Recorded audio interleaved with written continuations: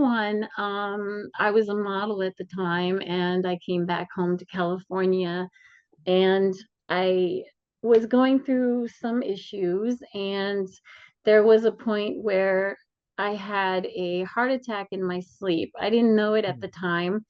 I was sleeping, and all of a sudden, I'm aware that I'm floating up above my body.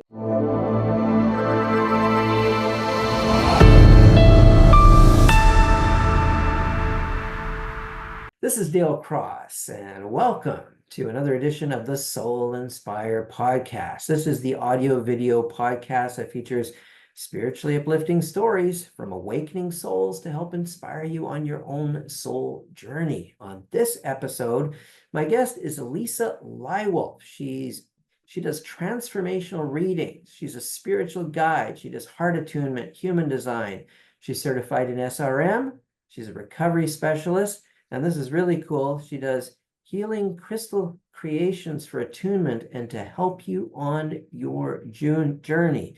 And on this episode, she's also going to share with us 3 different near-death experiences that she went through. Lisa, welcome to the show.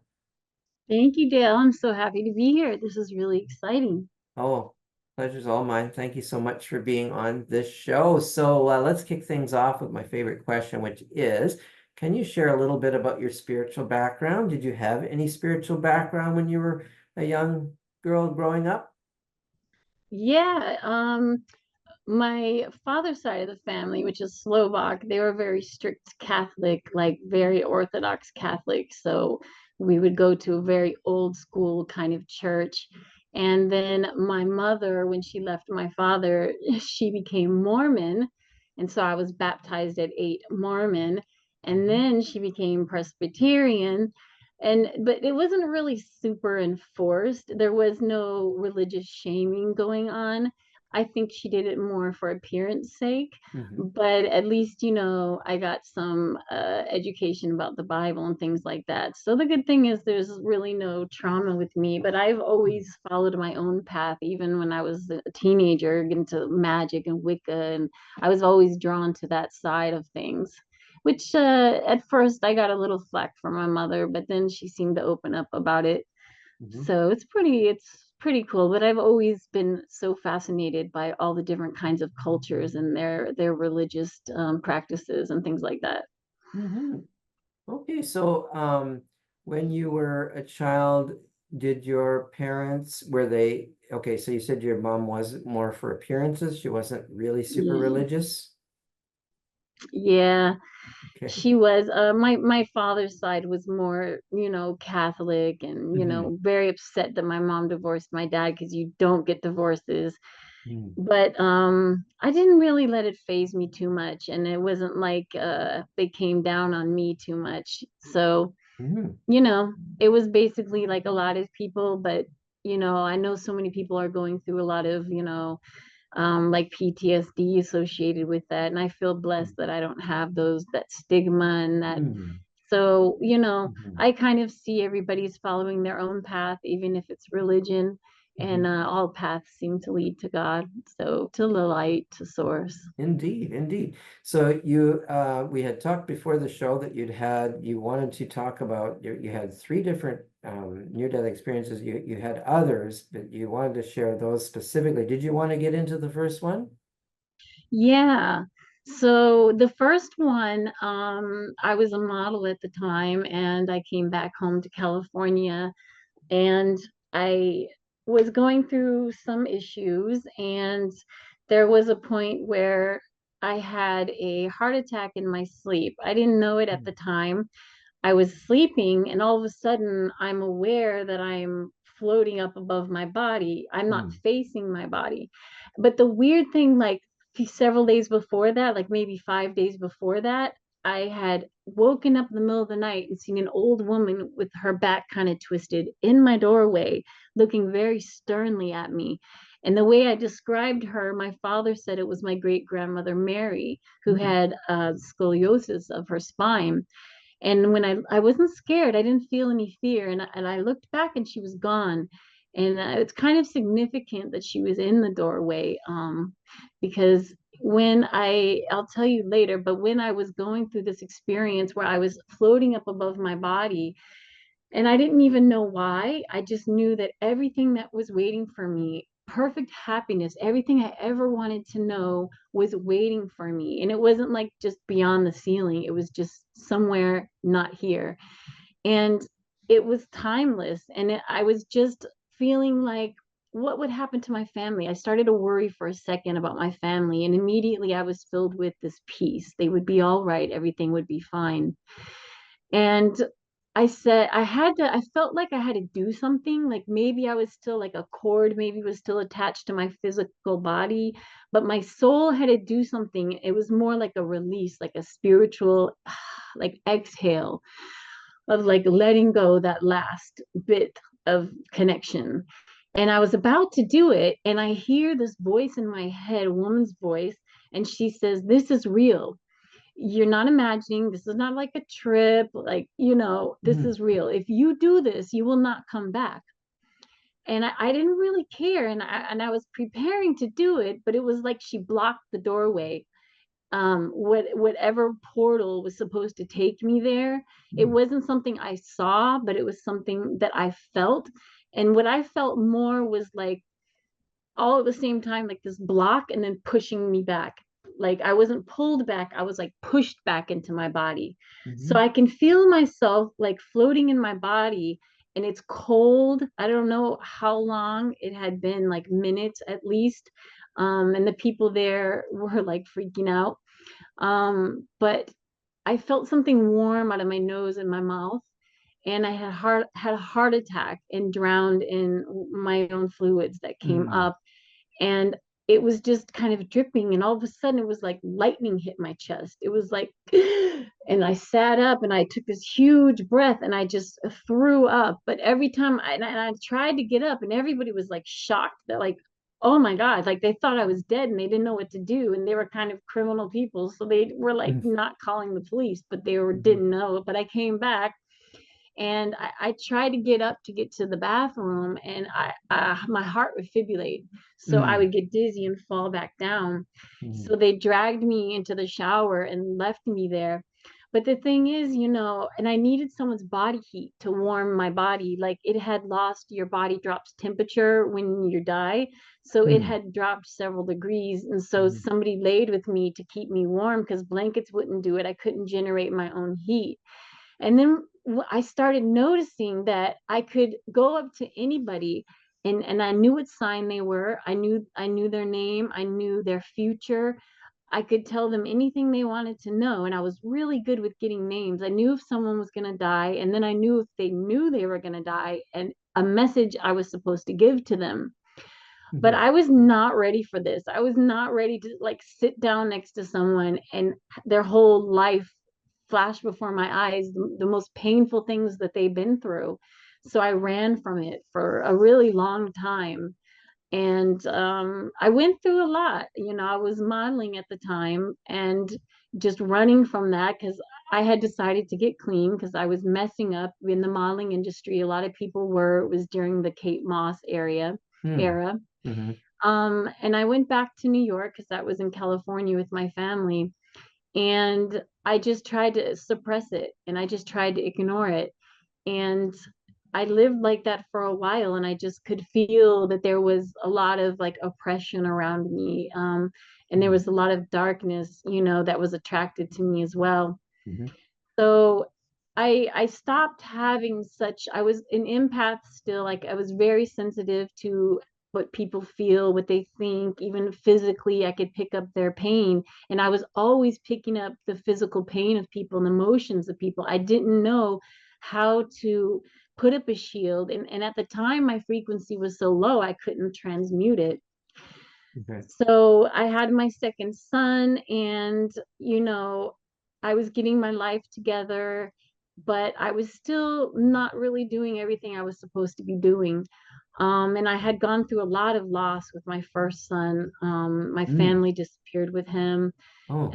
But it was better, when I finally had my second son, I at least didn't feel so alone and just so much loss.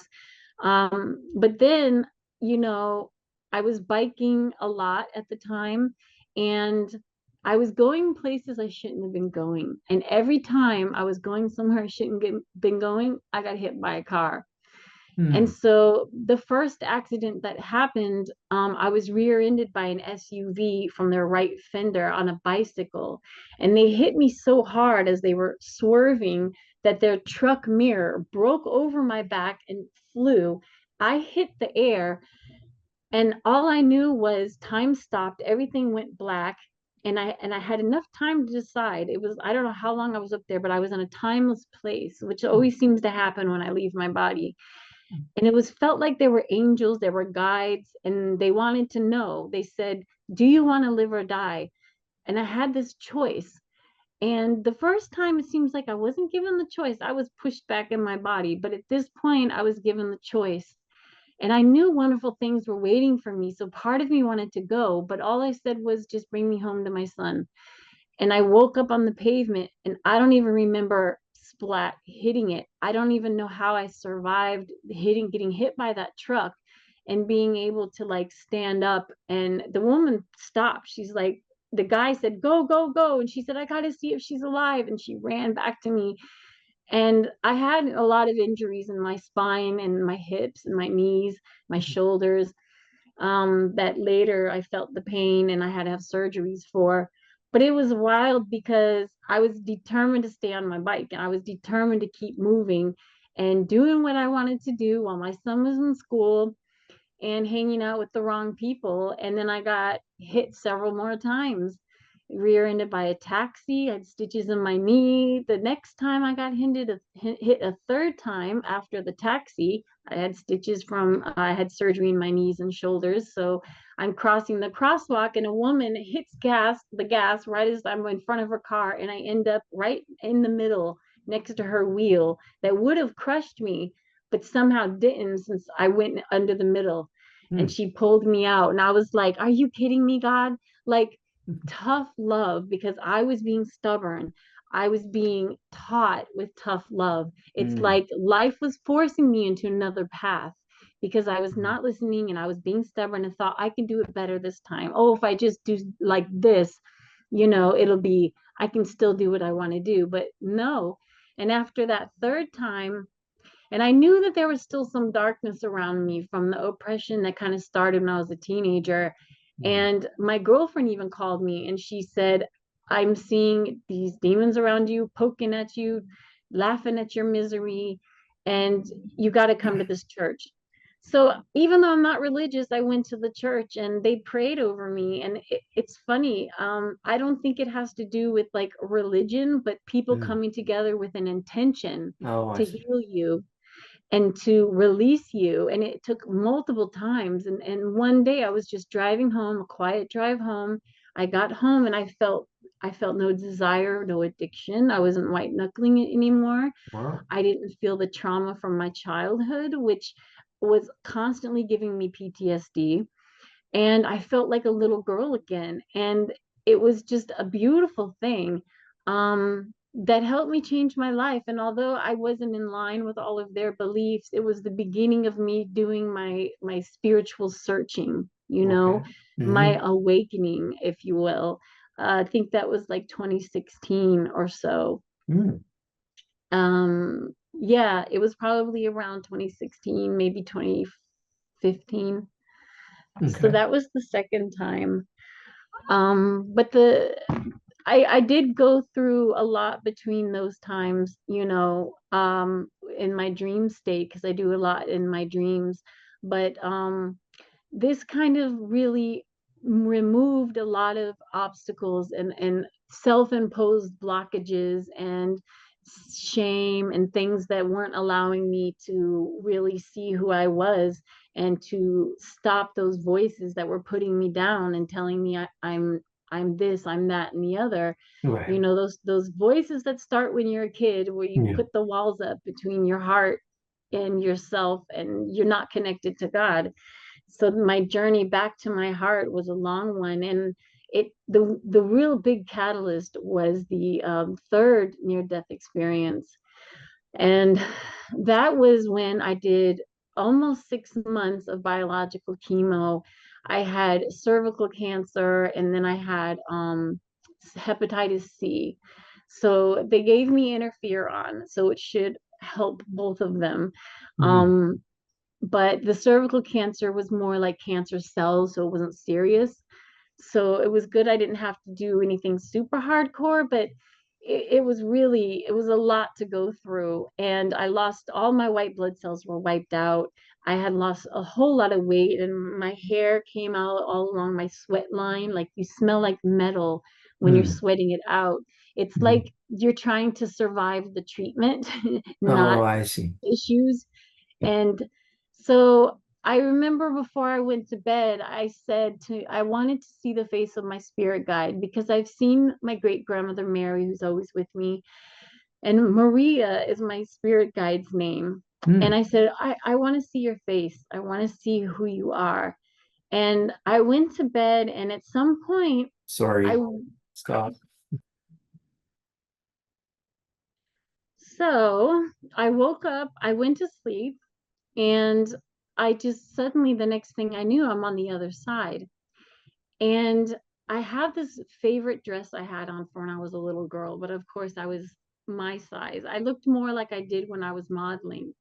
And I was laying on like maybe the grass, and the place was light, like really bright, but it didn't hurt your eyes. And all these people were around me that I knew while I was there. I knew them. They had like even like paper to write stuff down. Like, some of them may have been a photographer, because one of them was like, let's take a picture, because everything we have here, a lot of people are sentimental and created on the other side, from what I've noticed. Mm-hmm. Even there was a guy I had met several times. I see him a lot when I cross over and talk to my guides. He wears like a UPS uniform. He's tied to that from his memories from when he was alive.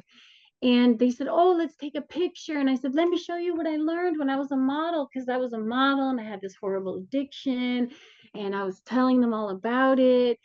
And all of a sudden, like, the conversation kind of trailed off, and I'm leaning against someone's legs, and the person I was leaning on turned my face around and held it in her hands. So I we were face to face, and it was my spirit guide Maria.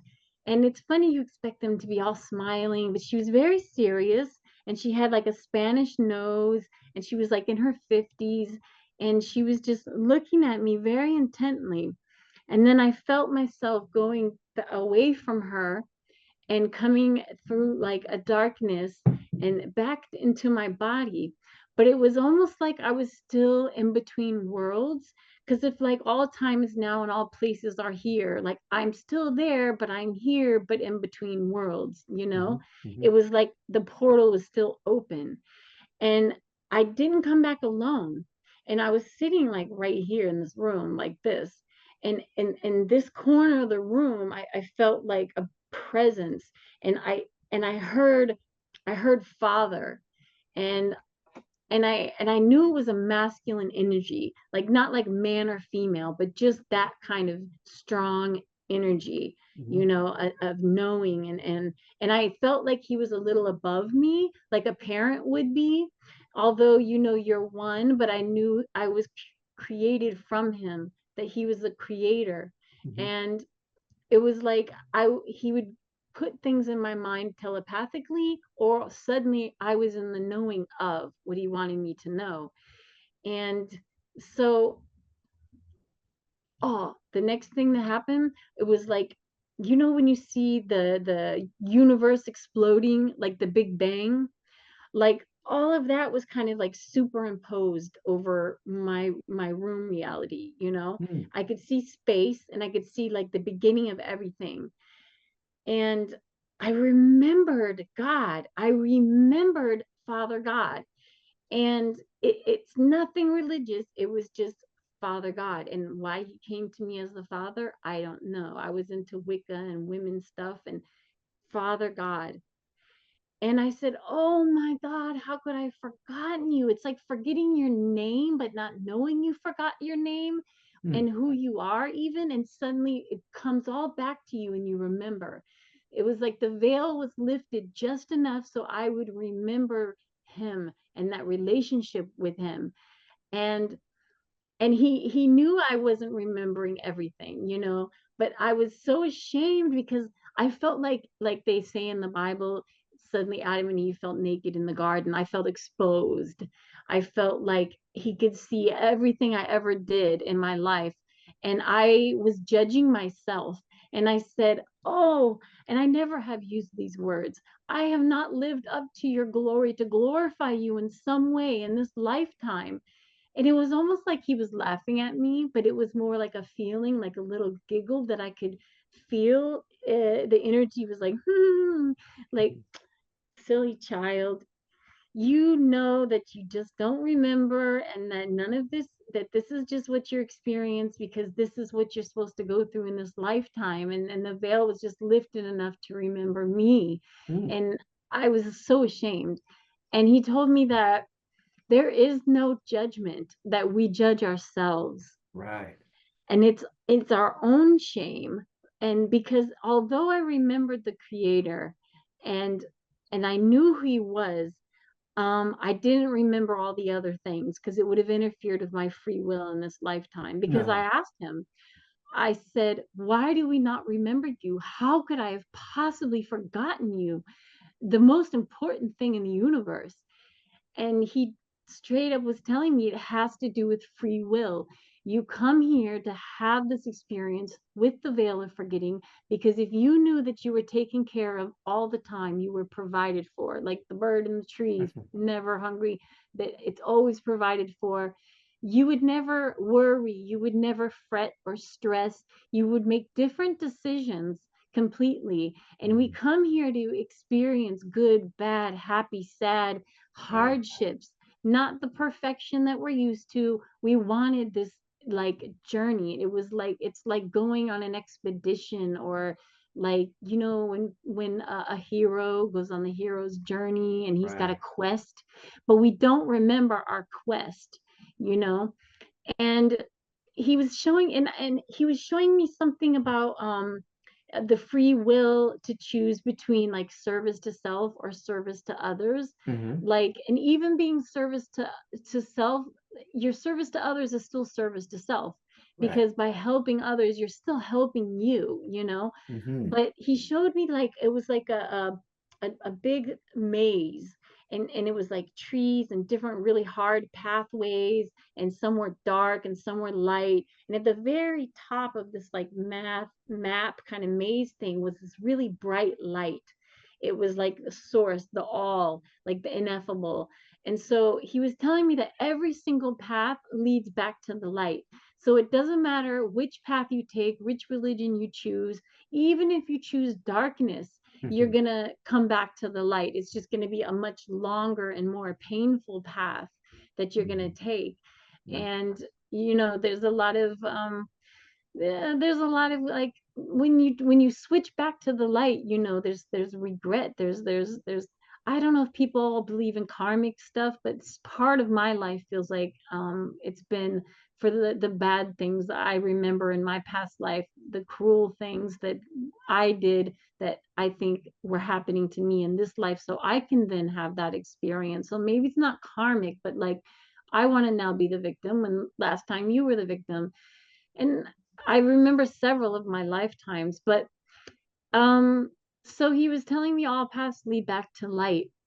And I remember just sitting there feeling like, you know, I had done something wrong. I knew that I had gone dark, and I had blamed him for so much, pain in my life. And I had forgotten about this one experience, this one time I was walking down the street, the time that I denied God. And he showed it to me. He played the whole scene before me. It's not a life review, but a review of this portion where I was walking down the street and I said, "You've forsaken me just like you did Jesus, just like you did your son. I came here knowing you. I've never doubted God existed. I was born anointed, so I've been told, where I never doubted it. I always felt it. And Hmm. you turned from me because if you loved me, you would never let me have gone through all of the suffering and the attacks and abuse." And I just was so upset. And he showed me this and he said, it's, you know I never turned away from you. It was you who turned away from me.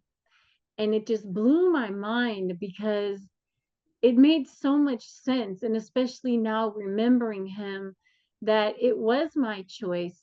And in the deepest, darkest parts of my pain, I had even invited in darkness that I knew was around me, oppressing me.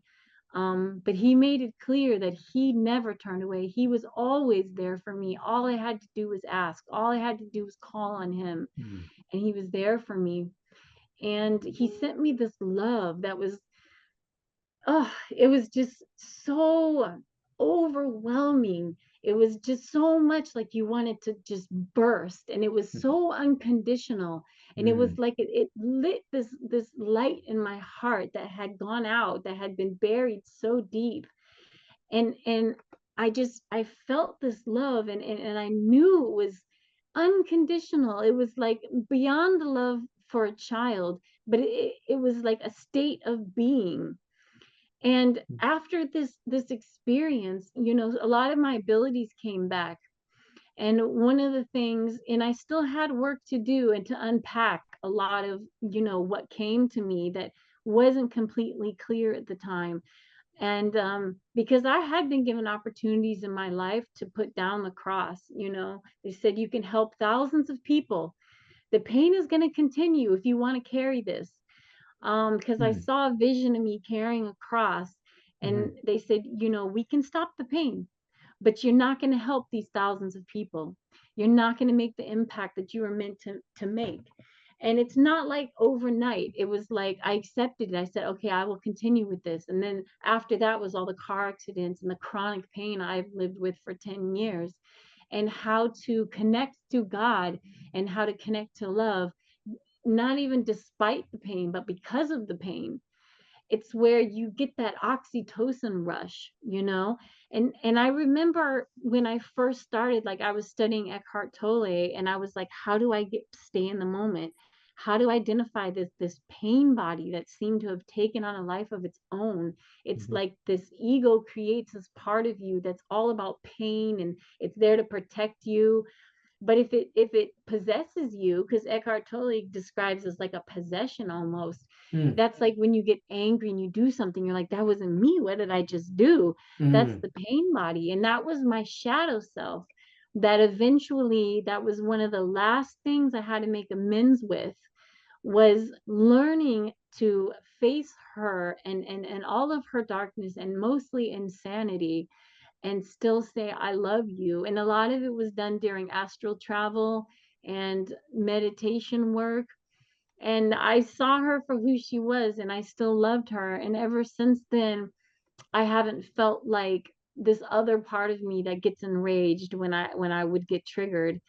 And I learned to connect to my heart, because when I started being able to see the love light in other people, if they're connected to their heart or their soul's love, and I started practicing connecting to my own by bringing up that feeling that God gave me, that unconditional love. And I would use trigger words like, I love you, Father. Or you can think of when your child was born, any time in your life where there was unconditional love, not like, it's like once you're connected to your heart, you start living as love, as a state of being. So love doesn't become like I'm giving you love to get love. I'm Mm. saying love to you to hear love, because that's transactional. And I didn't know I was living, even with my children, as transactional love. And and that was, it really occurred to me when I thought, oh, but unconditional love's for my child. And then I got this, oh, he might leave me. What if he leaves me? That Mm. feeling, it puts you back in a contraction. And then when you kind of let it go and move into expansion, and I focused on that, like 5 times a day I would stop and I would breathe in through my heart, do some heart coherence meditations. And I would mostly, what I would do was connect to that rush, that overwhelming sense of love that I felt with God. And I think that I'm blessed to have that experience to draw on, because there are people that I try to teach how to do this with, and they're trying to figure out a moment in their life where they felt that way. And usually it's with the child's birth. But I mean, if you, once your baseline is love, you love becomes transformational, not transactional. So you're complete within, because you're one with the creator, because that's where the spark of the creator lives. And so, I mean, to ask someone else to complete you, that's a lot to ask, like we were discussing. Yeah.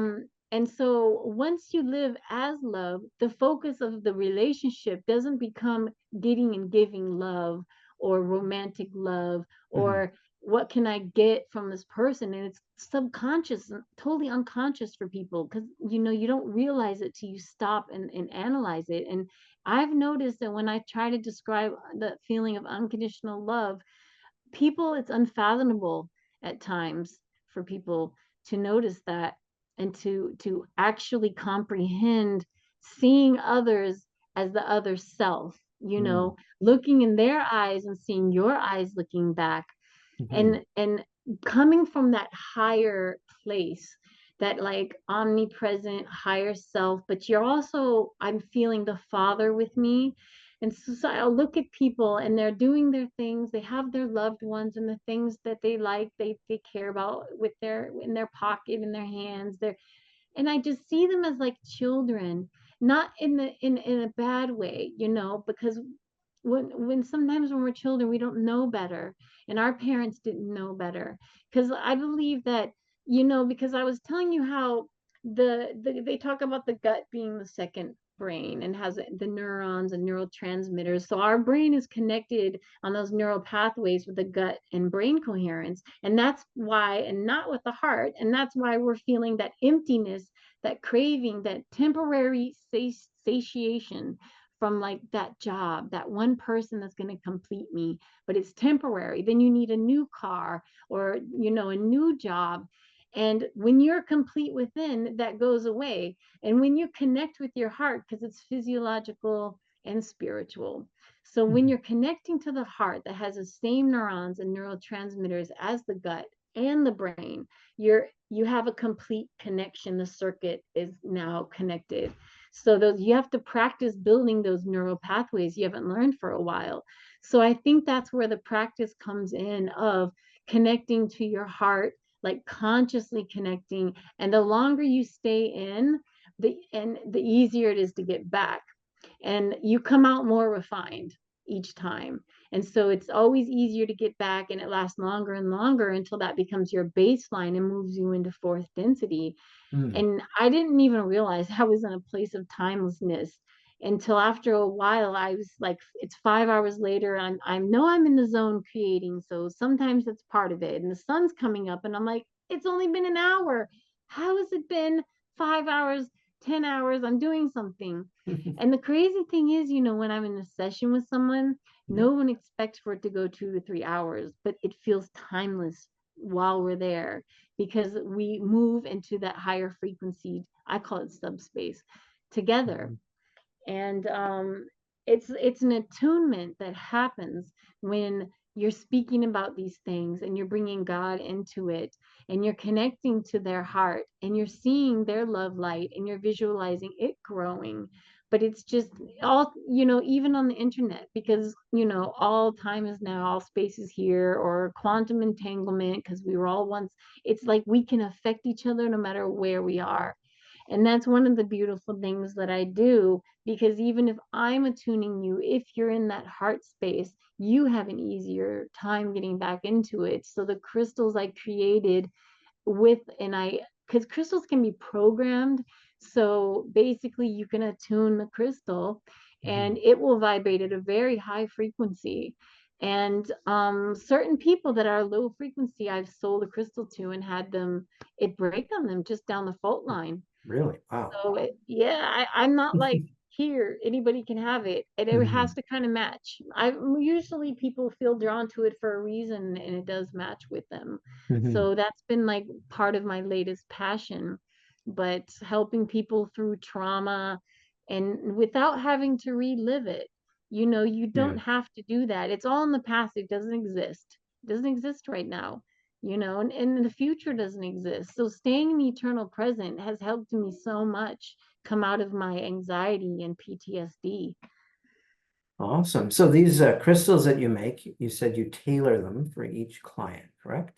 Yeah, I attune them. You tune them. Mm, of course, a lot of them vibrate at their own frequency. Like a really red one with red hematite is going to hit your root. Hmm. And so when I'm doing something that's hitting the lower chakras, it also feels very protective. And so that is something that is really important because, like I was telling you, I had moved into when my heart chakra was really open, that bridge that connects the upper to the lower. It moved me into my upper chakras, and I stayed there where I forget to eat, forget to sleep. I'm just sitting here creating for hours, and I don't feel time. So I have to set my phone to eat. I call it, he calls it clock time. Eckhart Tolle. So Eckhart me and Tolle. clock time have some issues, but it's still cool because I don't ever feel like I'm waiting. But Yeah. yeah, the crystals seem to help keep people, and certain ones are really for shadow work, and those are like the smoky quartz, and even like a dark super seven, a dark amethyst with smoky. Those Hmm. really go for like some deep work. I use a lot of celestials that have sacred geometry, and they hold frequency in a very specific way, and they hold light in a specific way. And when you turn light and you see the rainbows flash in your eyes, through the iris, it triggers something in your brain that it's almost like oxytocin. It's like that. A lot of people, they get hooked on the rainbows. So even just that is like a positive. So these crystals act as a catalyst. You said some of them, like the smoky dark quartz, catalyze people to, it brings to the surface some of their shadow self. Yeah, yeah, and everybody, we all have shadow work to do, Mm, but they seem to find people. And while I'm creating, certain people come to mind, and I don't tell them, I don't reach out to them, but I'm mm, always surprised when they find me the next day and they're like, "This is calling to me. What is this about?" And I tell them, this is what I was feeling when I was creating it. And because of my psychic abilities, the mhm, crystals have like little souls. I've heard that like devas, like everything, your chair, trees, everything, crystals continue to change too. They continue growing. I'll buy one and it'll have different inclusions that grow and change. They grow into rainbows with me. I always have crystals and they just grow rainbows. It's amazing. well, But if unless you really know how to connect with stones and like feel them, I never got it until I could really speak to the stones and have mhm, them speak to me. But I've even had them uh, have like a frequency that will pull in a specific guide for mhm, someone. mhm, And so when they get their crystal whispers, I will tell them, "Oh, so there's your grandmother, and she's talking about drinking coffee with you, and she has this and that and the other to say." And she's like, "We always did that." And I'm like, "I'm smelling biscuits." She's like, "When we made biscuits." And mm, I feel stupid. Sometimes I'm like, "Well, what does buttermilk mean to you?" And someone else will be like, "That was the secret ingredients I couldn't remember." mm. But it's neat because the crystals are a new thing for me just the past year. Oh, So I'll custom make them for even people I'll do a session with or a reading for. fantastic. So how can people reach out to you if they want to do that? What's the best way to contact you? Oh, Facebook is the best way to find me because Okay. I'm Lisa Lywulf. I'm still on Facebook, and I can send you the link to post below. Yeah. Um, so people can always message me, and I'm always posting my creations. And so like the readings that I do is more of like a session because I go Hmm. into like, okay, this is what's going on. This is how your energy works, and this is what you need to do to change that. And Hmm. everything I get, they already know. It's like in their subconscious. Right. Like I'm sure some of it comes from the Akash. Hmm. But it comes through that person. And sometimes they already know things, but they just needed validation. Hmm. And that's what's really cool, where someone's like, I've been feeling this, or I've been dreaming about this. It's amazing you mentioned it, but I wasn't sure what it meant. And that's what's really cool is telling people you don't have to come to somebody like me. You don't have to come to like a healer. You have the ability. All we are is facilitators, you Hmm. know, of the healing, and to help you to raise your own frequency and to learn, you know. And it's a lot easier when you go to someone who already has learned everything, so you're not going down a million rabbit holes. Indeed, indeed. That sounds really, really lovely to the fact that you're helping people raise their vibrations and stay in those high vibes. Yeah, and it's just it's it's hope, because if you could have seen me like 20 years ago, Mm. even 18 years ago, my whole life was different. I always wore black. I was Okay. just very, and it's like you think life is always going to be this way. I had weight problems, health problems, Mhm. but all of that was like that, all of those things I went through made me so much stronger. So I don't regret anything, you know. I'm just, it was sucked while it was happening, but Right. I'm So blessed that it did. would you say that everything was happening for you, not to you? Yeah. Nothing happens to us, everything happens for us. Right. Everything is trying to teach us something, and it's like, and what you put out is reflected back to you. Because when I had a lower frequency and I was feeling like a victim and I was expecting the world to come after me, it did in so many ways. Hmm. A lot of things that I've told you about that I can't even believe I'm still here. Um, it all comes back to you, but it's like you have to do the work. There's no magic pill. There's no one you're going to go to that's going to fix you. All Right. they can do is guide you to do your own work and your own healing. Hmm. And that's the thing. You have to go through the indirect path before you go to the direct path.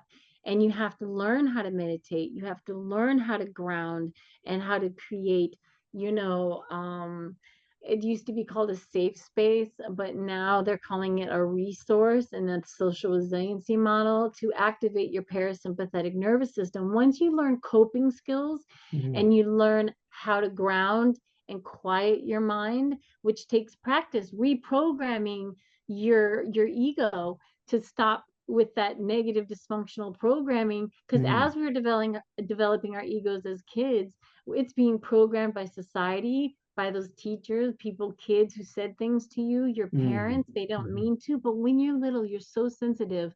That Yeah. look of disapproval, Yeah. that you're bad, it hurts you here, so you put up that first wall. And if you get the bricks out, those early bricks, the whole thing comes tumbling down so much easier. But you got to go back and you have to at least acknowledge the inner child. You don't have to relive it, but you can say, you're safe and I love you. And this Hmm. program doesn't need to run anymore. It's Hmm. not protecting me, because the ego is what I firmly believe it was created in the amygdala, the oldest part of the brain, for Right. fear. And it was created to protect us from bears and attacks and other tribes. But Right. now it's trying to protect us from emotional wounds, emotional injuries. Hmm. And at a certain point, you're like, everything isn't an emotional injury. It doesn't have to be. And I don't have to live in retraction. I can live in expansion, Yes. and the whole world's not out to get me. Exactly. Exactly. I feel like it's a benevolent universe that It is truly here to is. love and support us. Yeah, it's just when Yeah. we resist it, of course, that we Yeah. suffer. Resistance So is futile. yeah, so let me ask you also, you said so you'd had a number of car accidents, a number of things. So do you attribute that just towards your own resistance? Is that why you had so many of these sort of close calls with death, and you had a few near deaths, but you also Yeah. had, or you had some where you actually went to the other side, but you also had a number that you had told me that you were near misses, or Yeah. and what do you attribute Because, that to? Like, why did that keep happening? Because some people that I mean, that's that many of them, what do you attribute that to? well, you know, I have heard a theory from Sylvia Brown, that psychic. She had wrote a Hmm. book that before we're born, we create 5 exit points in case this gets too hard. Oh, I So it see. could be a Could be. set exit point that we set up, Hmm. where we knew life would get hard. I mean, you don't know all the details, but you know those are the periods. And so it could be as easy as just not going right that day. Something told you not to go right. But I mean, from the time I was going to cross the street I told you about, and the truck would have hit me, but like an angel had one Mm, arm on each side of me, it wouldn't let me, you know, to, so many other times where, and I told you about, the attack I had where everyone, I woke up 3 days later, thought it was one day, everyone said I died, and the guy was in jail for my murder. And I really think I've jumped timelines because I'm mm, meant to be here. mhm, And that could have been one of my exit points that happened, but didn't, because maybe I was in a timeline right next to this and came over here because my sister said she even saw like a little news article, and 30 people with jaws dropping, you died. I mean, the guy is in jail right now. And mm, I was just blown away. I thought they're mistaking me for someone else. I was the only one there with him that night, though. mm, And so I think that, I mean, you could say, like, oh, there's something dark trying to stop me from doing my purpose. But it could be just as easy as, that was an exit point that I chose not to take. And I have a purpose here.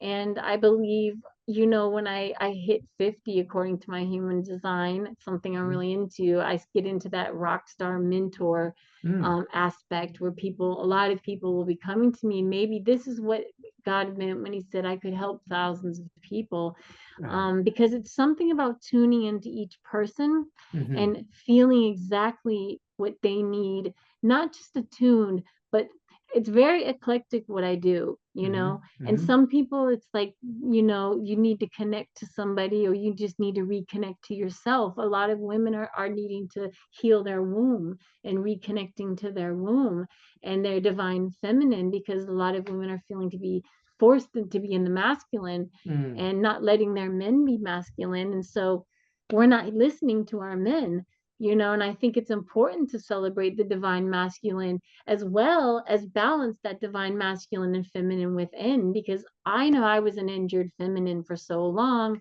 mhm, grabbing the masculine, which wasn't a healthy masculine, and thinking I had to be tough guy to protect myself because I was living in victim mentality. The whole world's out to get me. And as long as mm, and they were, because I thought that. And, I had done some exercises where I literally wrote out all the pain and trauma onto a piece of paper. And I had a ceremonial burial. I burned it in my singing bowl while I was playing it.